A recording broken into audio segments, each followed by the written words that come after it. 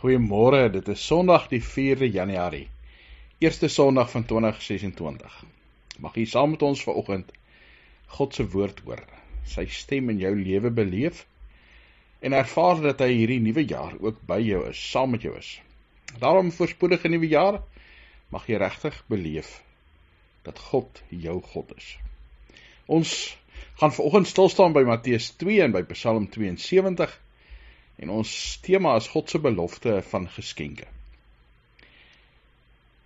Dis 'n voorreg om as God se kinders by mekaar te wees. Ja, al is ons dalk nie fisies by mekaar nie, luister ons elektronies, waar ons ook al is, God is daar.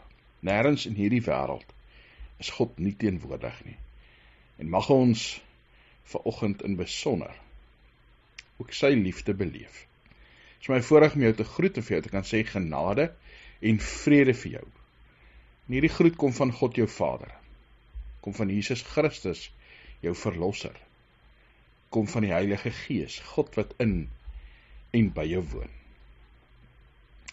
Ons is besig om 'n nuwe jaar in te stap, en 'n nuwe jaar het baie keer vreugde wat dit vir ons inhou, en hoop, baie keer ook bietjie vrees van as onbekende, daar's goed wat ons nie weet nie. David Nicholas het gesê, God se beloftes is soos die sterre. Hoe donkerder die nag, hoe helderder fonkel hulle.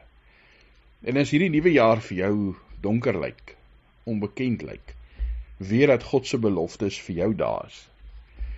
Calvin het gesê, die wêreldse dreigemente wat ons met vrees vul, dryf ons na God se beloftes. En dit vul ons met vrede. Dit gee vir ons hoop.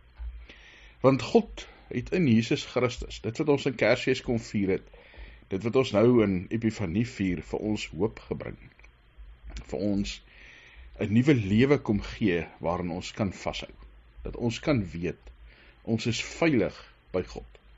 Nou vanoggend gaan ons Psalm 72 lees, met die bril van Jesus se storie oor die wyse manne. Psalm 72 is 'n psalm wat gaan oor die koning van God, die koning van Christus, die koning van Israel wat in Jesus Christus vervul is. 'n koning wat regeer soos God wil hê. 'n koning wat vrede bring, wat strek oor die hele wêreld. Wat alle mense uiteindelik insluit en deel maak van God se koninkryk. En daarmee saam, ons weet Jesus is God se koning.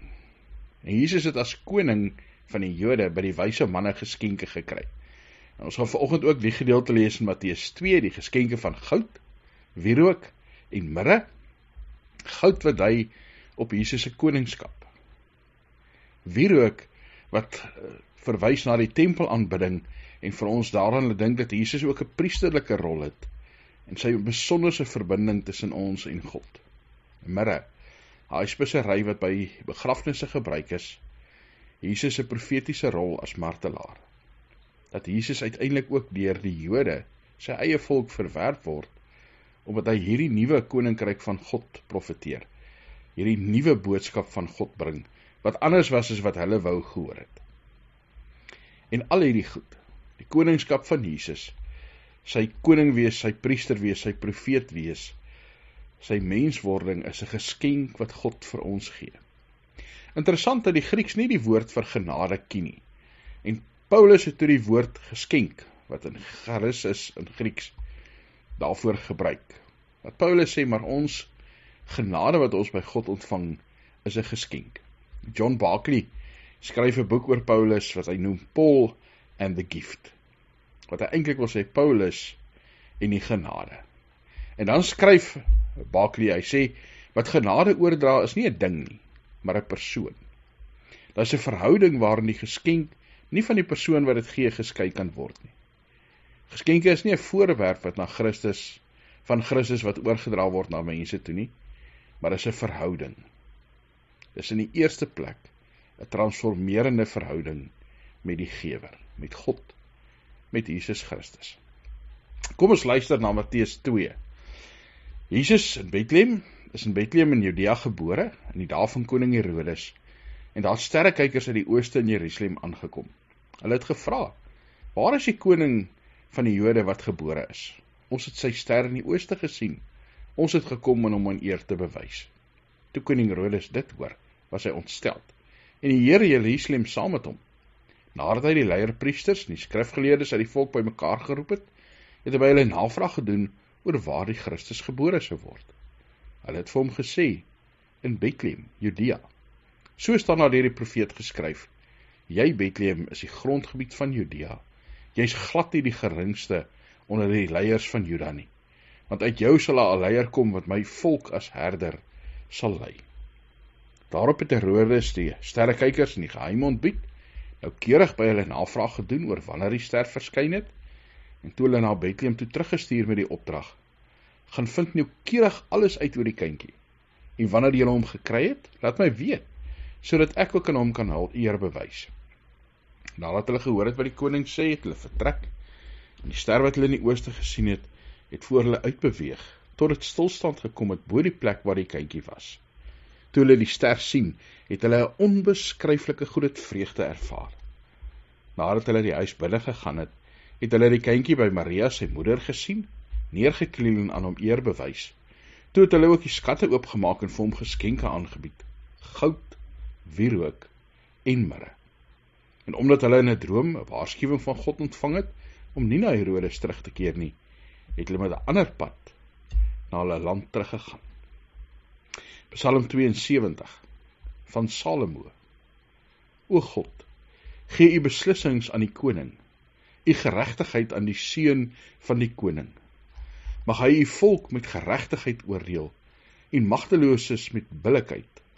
Mag die berge vrede bring vir die volk, en die heuwels geregtigheid.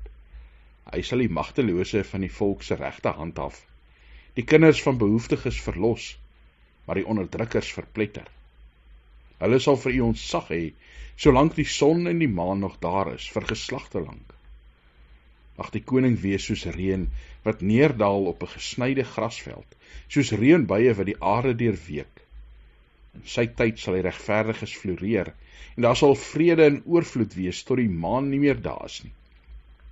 Al die konings sal diep voor hom buig, al die nasies sal hom dien, want hy sal sy behoeftiges wat om hulp roep, uitred, ook magteloses en mense wat nie helpers het nie.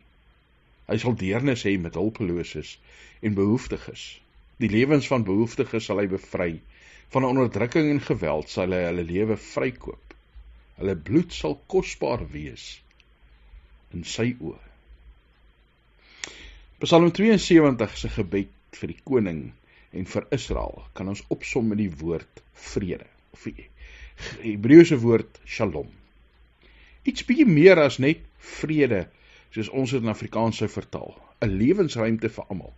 'n Plek waar almal veilig is, 'n plek waar almal genoeg het, 'n plek waar almal dieselfde is, waar niemand benadeel word of niemand onderdruk word uiteindelik nie. Dit kan maklik vir ons dalk in ons oor 'n bietjie vreemd val as ons oor konings dink, want ons ken nie in ons land konings soos in Israel nie. Ja, onder ons swart volke is daar konings, maar vir ons westerlinge is ons maar demokraties en het ons presidente en ministers.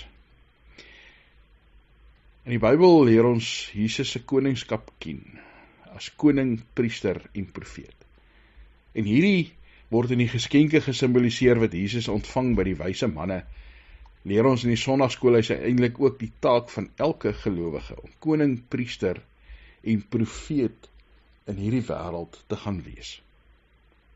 As priester is Jesus die een van die geskenke wat vir ons gegee word. Een van die beloftes wat God gee, dat Jesus as priester na die wêreld te kom, wat die Hebreërs boek baie sterk op klem lê. En 'n priester is 'n een wat hart het vir die volk, wat vir die volk en vir die koning intree by God, wat vir hulle bid. En Jesus is die een wat vir ons bid. Ons ken almal Johannes 17 waar Jesus vir sy disippels bid, en nie net vir hulle nie, sê hy self, ook vir hulle wat deur hulle woorde tot geloof kom, ek en jy. Romeine 8 vers 34 sê Paulus, wie kan ons veroordeel?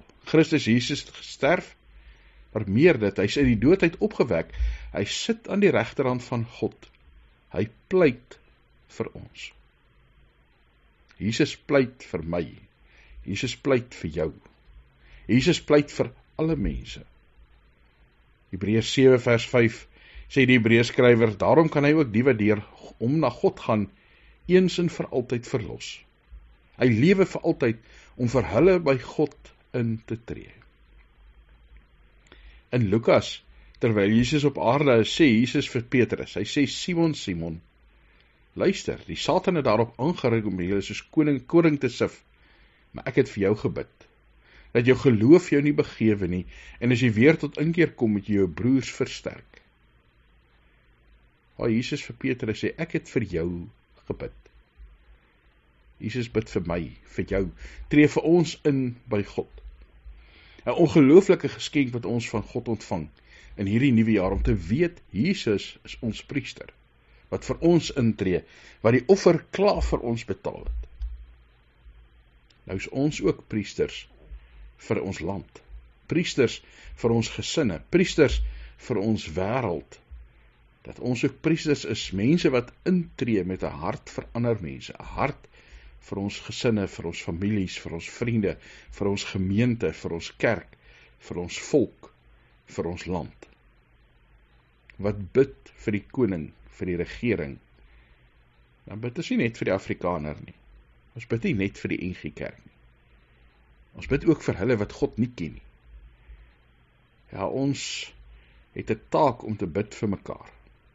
Ons het oujaarsaand vir mekaar gesê, bid gedurig. Hoe kan ons bly wees? Hoe kan ons dankbaar wees? Deur gedurig te bid.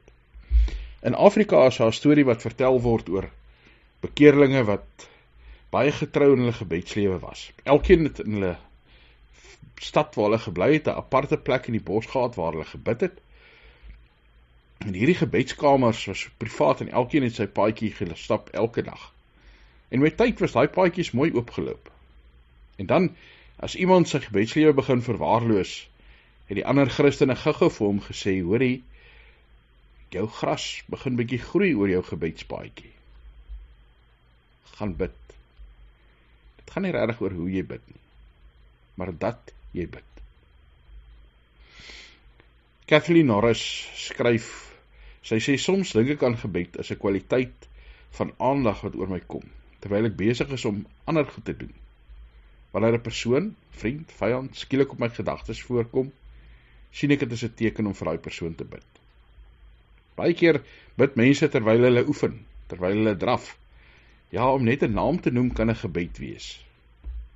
Ek weet nie altyd wat daai persoon nodig het nie, maar God weet. God ken mense en hulle harte. Ook is Jesus as profeet geskenk vir ons in hierdie nuwe jaar. As koning wat 'n profeet is, die een wat duidelik kom vertel hoe God wil hê die wêreld moet lyk.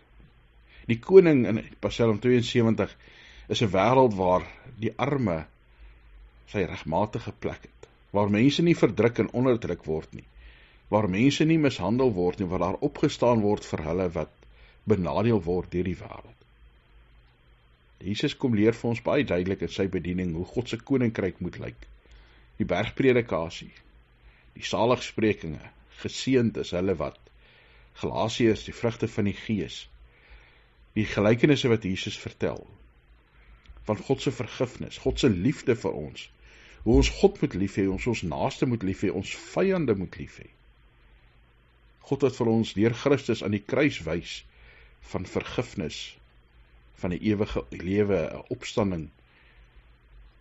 Ja, ons moet deelneem as profete aan God se omgee vir die wêreld, en God se sê vir die wêreld wat reg en verkeerd is.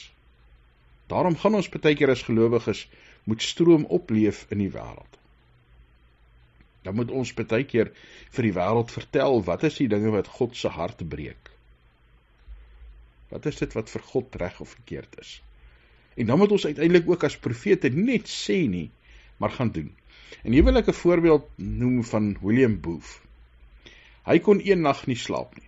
Hy het by sy warm huis in Londen uitgestap en deur die agterstrate van Londen geloop. En toe vra sy vrou vir hom, waar was jy? En hy sê, Catherine, ek was in die hel.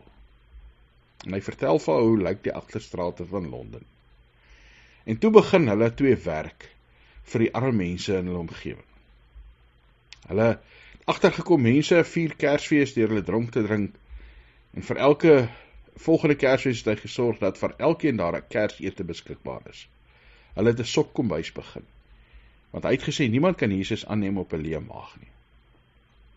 En so het hulle teen 1878 81 sopkombuise gehad. 127 evangeliste wat saam met hulle werk. En die Salvation Army is gestig. 'n Orkes wat gespeel het en opgetree het, mense te lok. So het William eendag oor die Londenbrug gestap en hawelose mense onder die brug gesien, en hy gaan hier 'n pakhuis en omskep dit in nagskuiling. Toe William doodgaan, woon selfs die koningin van Engeland by. En interessant, langs die koningin op daai dag sit daar 'n vrou wat voorheen 'n prostituut was. En die koningin draai na hom toe en vra, nou, hoekom woon jy William se begrafnis by? En dan antwoord sy, omdat hy omgegee het vir mense soos ek. Ons is profete vir die wêreld. Profete wat nie net sê nie, maar profete wat doen. God skenk ook vir ons Jesus as koning. Ja, in Openbaring 1 vers 5 sê hy, en Jesus, die geloofwaardige getuie, die eerste wat uit die dood opgestaan het, die heerser oor die konings van die aarde. Ja, Openbaring 19 vers 16, op sy klere, ja, sy heupe was daar 'n naam geskryf, die koning van die konings, die Here van die heersers. Jesus is koning van hemel en aarde. En ons is nou konings in die wêreld namens hom. Ons moet God se koninkryk sigbaar maak. Ons moet die wil van God doen en reg laat geskied. Die wêreld 'n beter plek maak, dat mense nou iets van die hemel op aarde kan beleef. Ja, konings het mense lief soos wat Jesus ook mense lief gehad het. Jesus wat as koning homself gegee het vir alles. Homself in die kruis laat sterf het. En dit vra God dat ons dit ook sal doen, dat ons ook so as konings in hierdie wêreld 'n verskil sal gaan leef. Dat ons dalk van die mense wat in die moderne geskiedenis iets daarvan uitleef sal onthou. Moeder Teresa, wat soveel gedoen het vir mense in Indië. In 1979 wen sy die Nobelprys vir vrede, en sy kry daarmee 'n prys van $7,000. Vandag klink dit nie baie nie, maar daai tyd was dit verskriklik baie geld. En dan sê sy, gee dit vir die armes, dat hulle weet, hulle is spesiaal. Iemand vra vir haar, wat is haar toekomsplanne? En dan sê sy, ek neem elke dag op 'n slag. Gister is verby, môre het nog nie gekom nie. Ek het net vandag om Jesus lief te hê. God skenk Jesus vir ons. God skenk ons vir die wêreld.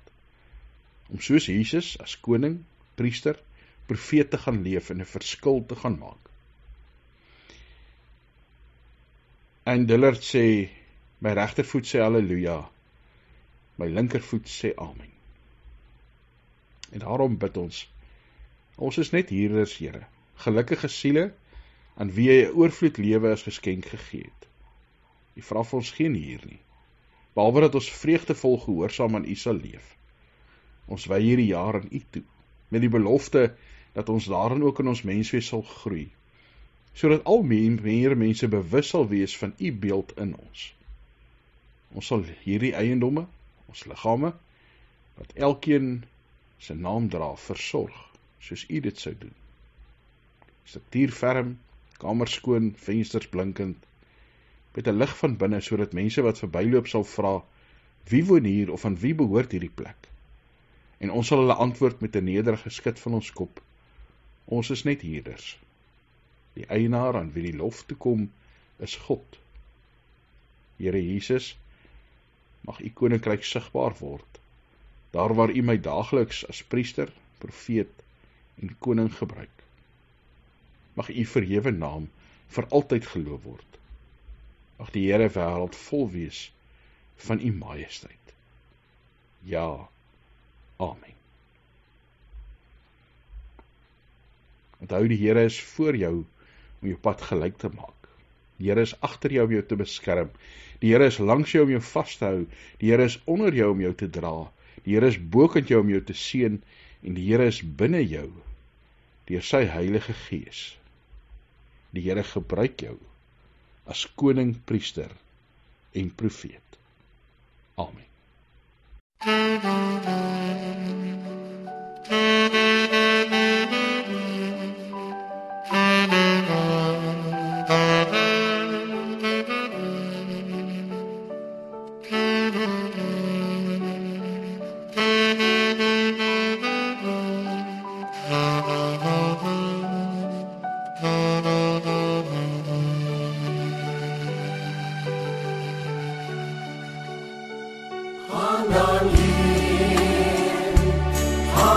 Free.